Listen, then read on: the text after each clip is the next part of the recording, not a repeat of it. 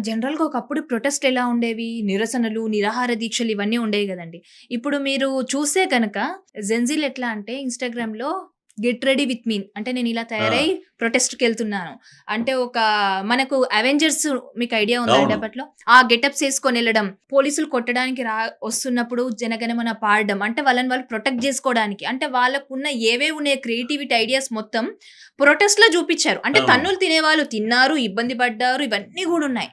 కానీ ఈ ప్రొటెస్ట్ అంతకుముందు జరిగిన ప్రొటెస్ట్‌లకు ఎంత భిన్నంగా ఉందో మీకు తెలుసు. అవునండి. ఇంకోటి గూడా నేను లైవ్‌లో చూసాను వీడియో. హ్మ్. మీరు లాఠీలెత్తితే మేము గులాబీలు ఇస్తామన్నారు. అవును. ఆ!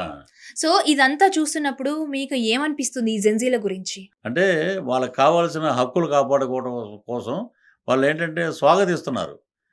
పాలిటిక్స్‌ని స్వాగతిస్తున్నారు. మాకు ఏం కావాలో అయి చేయమంటున్నారు. హ్మ్. ఇంకోటి గూడా ఆ మీటింగ్‌లో వచ్చి ఏం చెప్పారంటే, ఒక నేత గెలిస్తే వాడు సరిగ్గా చేయకపోతే "you can resign from the seat" అన్నారు. యెస్.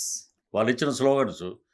కామన్ మ్యాన్‌ని పట్టించుకోవాలి. స్టూడెంట్స్ లైఫ్ తోటి ఆడుకోకూడదు అని చెప్పారు. దాంట్లో వాళ్ళు గెలిచారు. ఇది విజయం. తొలి విజయం. హ్మ్. సో, ఇక నుంచైనా ఉన్న నాయకులందరూ ఏ నిర్ణయం తీసుకున్నా ఆచి ఆచితూచి. చూసి హ్మ్. చేస్తారిక. ఏళ్ల క్రితం. అప్పుడేం జరిగిందంటే కాంగ్రెస్ గవర్నమెంట్ ఉన్నప్పుడు గూడా పేపర్ లీక్ జరిగింది. హ్మ్. అప్పుడు ఈ ప్రధాన్ గారే ప్రొటెస్ట్ చేశారు. హ్మ్. ఇప్పుడు అదే నీట్ పేపర్ లీకేజ్‌లో ఇప్పుడు తను సెంట్రల్ మినిస్టర్ మినిస్టర్‌గా రాజీనామా చేశారు. రాజీనామా చేశారు. ఏమంటారు రాజకీయం ఇలా చుట్టూ తిరుగుతుంది ఒక సైకిల్ అంటే లాగా. ఒకటి స్వర్గం, నరకం ఎలా ఉంటాయో తెలీదు గానండి. కర్మ సిద్ధాంతాన్ని నమ్ముతా నేను బాగా. హ్మ్. ఎవరిని వదిలిపెట్టదు. హ్మ్. కర్మ ట్రావెల్ అవుతూ ఉంటది. ఎక్కడో చోట అది ఇస్తది. ఇప్పుడు కిందకెళ్ళంగానే ఏమంటే మీకు పేపర్ రెడీగా ఉందండి ఉంది. అని చెప్పి చేతిలో పెడతారు. ఓకే. అది కర్మ పవర్, కర్మ సిద్ధాంతం నమ్మినోళ్ళు. ఓకే. సో, ఈ ఇదిలో స్టూడెంట్స్ మధ్యలో వెళ్ళిపోయి కూర్చొని కాక్రోచ్ పార్టీకి నా మద్దతు అది ఇదని ప్రకాష్ రాజ్ గారు మాట్లాడటం. హ్మ్. అది అదేదో ఎంతవరకు కరెక్ట్? అది ఆమ్ ఆద్మీ పార్టీ, ఆ!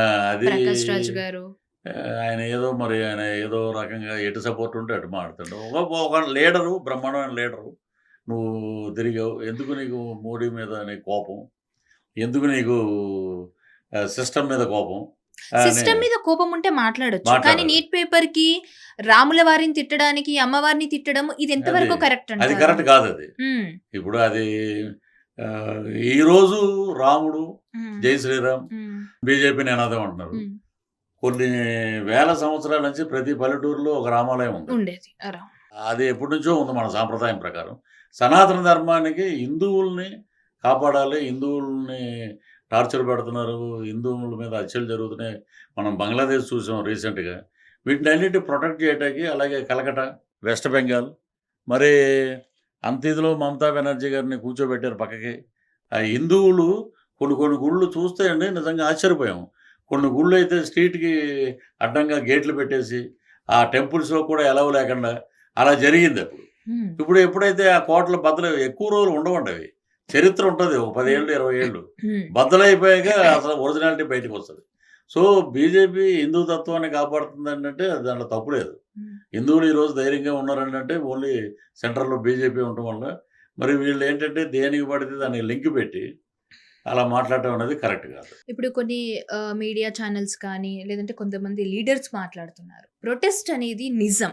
స్టూడెంట్స్ ఆవేదన నిజం. కానీ ప్రొటెస్ట్‌ని అడ్డం పెట్టుకొని, కొన్ని పార్టీస్ వెనకుండి ఆ ప్రొటెస్ట్‌ని తప్పుదారి పట్టించాలని ట్రై చేస్తున్నారు అని మాట్లాడేదానికి మీరేం మాట్లాడతారు? అంటే అంటే ఫర్ ఎగ్జాంపుల్ ఇంతకు ముందే నేను చూసాను ఒక ఛానెల్‌లో మన బీఆర్ఎస్ నుంచి మాట్లాడుతున్నారు రామ్ గారు.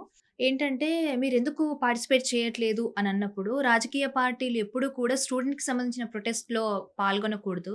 ఇఫ్ అలా జరిగితే వాళ్ళని అడ్డం పెట్టుకొని మేము తప్పు దారి పట్టించినట్టు అవుతది. అక్కడ వాళ్ళు ఇండియన్ ఫ్లాగ్ పట్టుకొని ఫైట్ చేస్తున్నారు. మేమెళ్లి గులాబీ రంగు పట్టుకొని ఫైట్ చేయడం అది కరెక్ట్ కాదు. చాలా మంది చేస్తున్నారు. బట్ అది రాంగ్ వే అని కొందరంటున్నారు. మీరు మీ కూటమి ప్రభుత్వం గురించి, మీరు జనసేన నుండి మీరేం చెప్తారు? ఇప్పుడు జనసేన కూడా సిద్ధాంతాలు ప్రజలకి ఏది కావాలి? ప్రజల కష్టాలను తీర్చేది.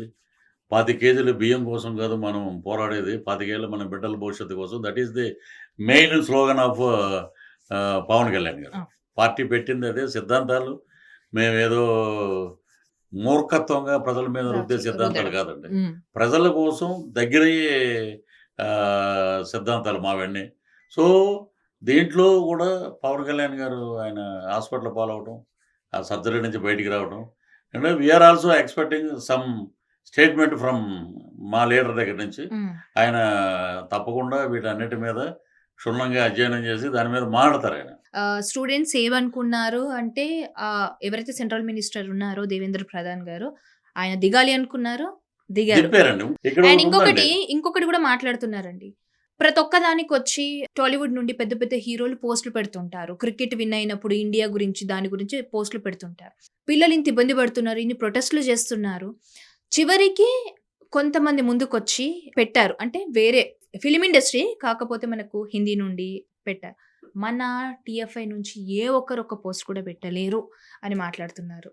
పిల్లల గురించి కనీసం ఆలోచించండి అనే విధంగా కూడా అంటే ఇక్కడ బీజేపీకి గానీ, అటు సెంట్రల్ మినిస్టర్ గానీ సంబంధం లేకుండా ప్రొటెస్ట్ గురించి కూడా మాట్లాడలేరు. ఏ పోస్ట్ పెట్టలేరు. దీని గురించి మీ ఒపీనియన్? అంటే మొన్న ఒకాయన అన్నాడు 2 రోజుల క్రితమే. మీరు అడిగినట్టు ఇలాగ పోస్టులు పెట్టొచ్చు కదండీ!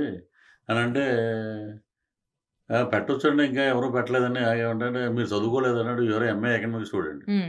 మీరు పార్టీలని పక్కన పెట్టేయండి. హ్మ్. ప్రొటెస్ట్ చేసిన స్టూడెంట్స్ స్టూడెంట్స్ గురించి గురించైనా 4 మాటలు హ్మ్. మీరు మాట్లాడితే అది ఏంటంటే చిన్న బూస్టప్. ఒక 10% మందికన్నా ఎళ్తది, అది రీచ్ అవును. అవుద్ది. ఈ మరి స్టూడెంట్సే గదండీ! ఒకప్పుడు సినిమాలు రిలీజ్ అయితే కోట్ల కలెక్షన్స్ మరి ఇచ్చేవి. వీళ్ళ నుండే గదా! యువతే గదండీ! ఆ! యువత లేకపోతే ఈరోజు ఎక్కడున్నారు అందరూ? హ్మ్. సో, ఆ అవేర్‌నెస్ రావాలండి. పాలిటిక్స్‌తో సంబంధం లేకుండా ఇలాంటివి వచ్చినప్పుడు తప్పకుండా మనం వారిని ఆదుకోవాలి. వారికేం కావాలో మనం చూడాలి. యాహ్! ఇది ఒక లెసన్. ఇప్పుడు ధర్మేంద్ర ప్రధాన్ గారు రాజీనామా చేయటం అనేది వాళ్ళ ఒత్తిడికి లొంగి దాని మీద ఒక విచారణ జరుగుతుంది. ఆయన రాజీనామా చేశారు. నీట్‌లో అవకతవకలు జరిగినాయని వచ్చేసింది కాబట్టి ఆయన రాజీనామా చేయడం జరిగింది.